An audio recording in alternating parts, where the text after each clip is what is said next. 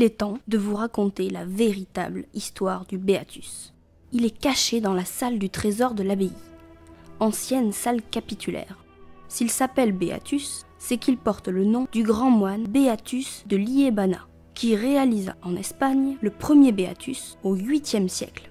Son texte, commentaire de l'Apocalypse de Jean, fut recopié plusieurs fois, toujours en Espagne, sauf une fois, ici à Saint-Sevé, au cours du 11e siècle.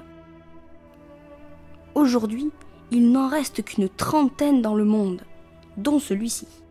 À mon époque, lorsqu'il fut réalisé, c'était un livre très onéreux qui avait pour but de refléter l'importance de l'abbaye de Saint-Sevé.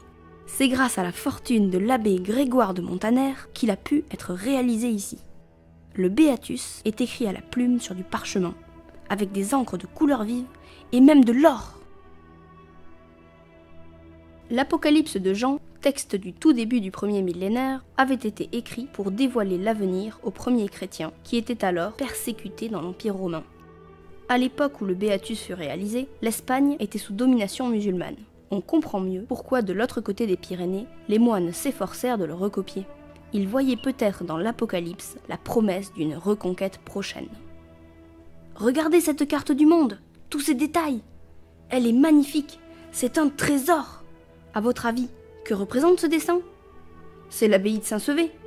Dans notre Beatus, on trouve également un commentaire de Saint Jérôme sur le livre de Daniel, un des passages de l'Ancien Testament.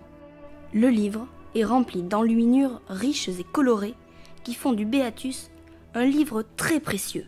Elles ont été en partie réalisées par un grand maître enlumineur nommé Stéphanus Garcia Placidus.